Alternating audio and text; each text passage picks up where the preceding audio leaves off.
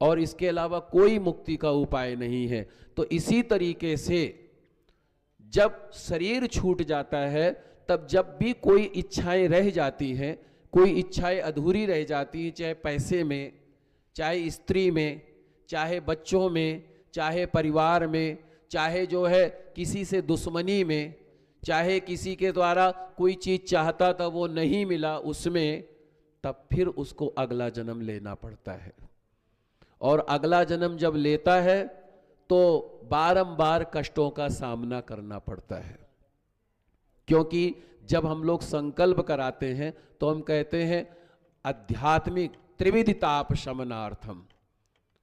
तो मानसिक कष्ट, शरीर कष्ट और जो है ऊपरी देव के द्वारा जो कष्ट है, ये 3 प्रकार का कष्ट व्यक्ति को भोगना पड़ता है। और तो इसीलिए इसकी निवृत्ति का सबसे सर्वोत्तम उपाय क्या है? भगवान शिव जी के 12 ज्योतिर्लिंगों का नाम स्मरण करना। बड़ा ही सरल है, बहुत ही छोटा सा है, 1 मिनट के अंदर ये पाठ हो जाता है। आप भगवान शिव जी के मंदिर में जब जल चढ़ाते हैं तो इस श्लोक का पाठ किया करिए। सौराष्ट्रे सोमनाथम चा श्रीशैले मल्लिकार्जुनम। बहुत ही छोटा सा मंत्र है ओम नमः शिवाय का, बहुत ही सिंपल सरल सा मंत्र है। तो आपको भगवान शंकर जी की कृपा की, भक्ति की प्राप्ति होती है। और जो निष्काम भाव से भगवान की भक्ति करता है तो भगवान तो स्वयं उसको अपना लेते हैं।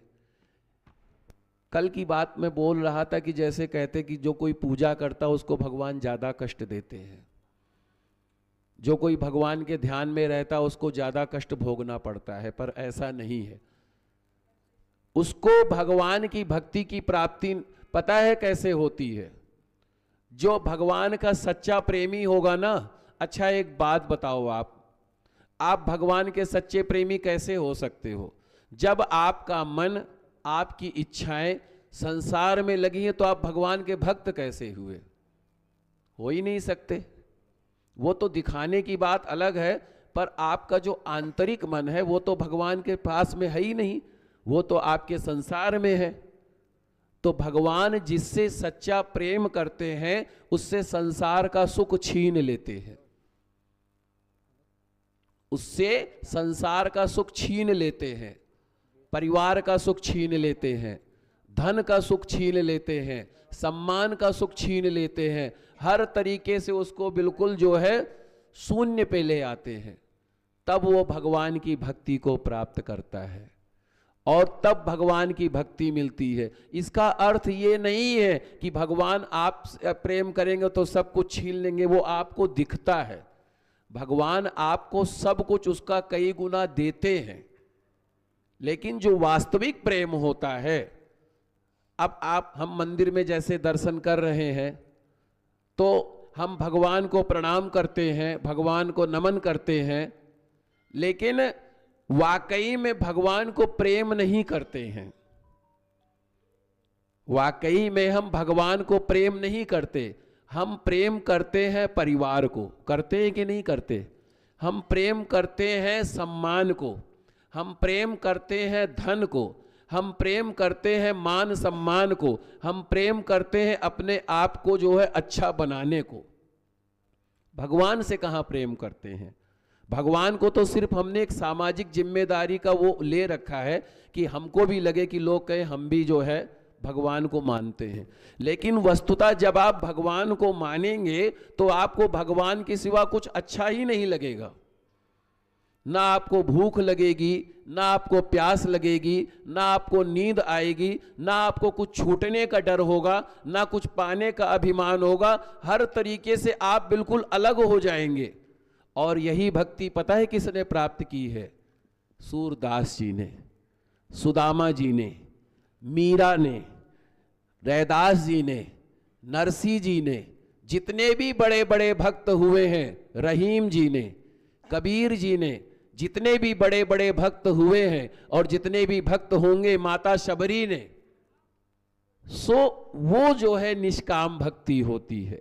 तो इसी तरीके से जब आप जो है निष्काम भाव से भगवान का 12 ज्योतिर्लिंगों का पाठ करते हैं तो भगवान शिव आपको गले लगा लेते हैं। और मैं आपको इस बात को कह रहा हूं, आप निष्काम भाव से भगवान शिव जी का पूजन कीजिए, 1.25 महीने के अंदर भगवान शिव साक्षात आपके स्वप्न में आएंगे। मैं हकीकत बता रहा हूं।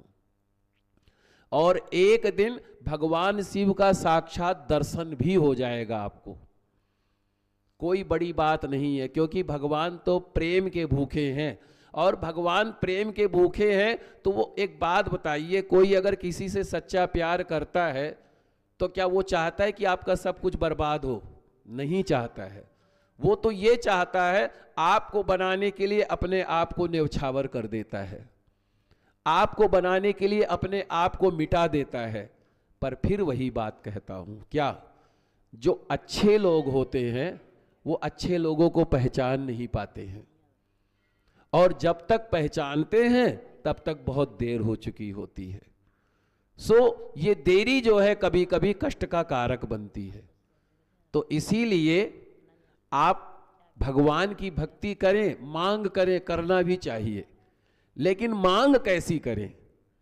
मंदिर में आए पूजन करने, भगवान से झोली फैला के मांगे, मैं मना नहीं करता मांगने के लिए।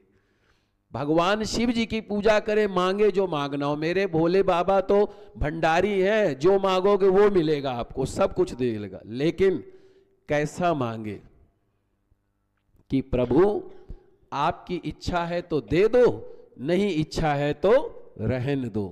क्या आपकी इच्छा है तो दे दो, नहीं इच्छा है तो रहने दो। श्री दुर्गा सप्तशती का पाठ किन किन लोगों ने किया है बताएंगे जरा? आप लोगों ने? आपने किया? आप सबने? उसमें एक स्तुति आती है, ना मंत्रम नो यंत्रम तदपि च न जाने स्तुति कथा। पाठ करते हैं आप लोग? करते हैं कि नहीं करते? उस मंत्र के आखिरी मंत्र पर यह लिखा है कि हे मां, जो आपको अच्छा लगे वो आप करो। अगर आपको अच्छा लगता है, मेरी मनोकामना पूरी होनी चाहिए तो कर दो, नहीं अच्छा लगता है तो मत करो। तो ये भक्त का भाव होता है कि हे प्रभु, आपकी जो इच्छा है आप वो करो। और दूसरी बात, निष्काम भाव से कर्म करो कि जो प्रभु आप अच्छा लगे वो आप करो। तो इससे आपको भगवान की भक्ति की, निष्काम भक्ति की प्राप्ति होती है।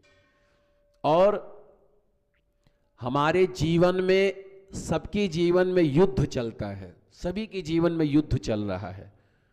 हम सब यहां पर बैठे हुए हैं, हम सब के जीवन में युद्ध है। कोई व्यापार के लिए युद्ध कर रहा है, वो सोचता है मेरा बिजनेस बहुत अच्छा चले। कोई नौकरी में पदोन्नति प्राप्त करने के लिए युद्ध कर रहा है, वो सोच रहा मेरी नौकरी में और अच्छा जो है स्थान मुझे मिले। कोई किसी के प्यार को पाने के लिए युद्ध कर रहा है कि हमारी चाहत का ये व्यक्ति या ये हमको मिले। कोई किसी की तृष्णा से युद्ध कर रहा है, कोई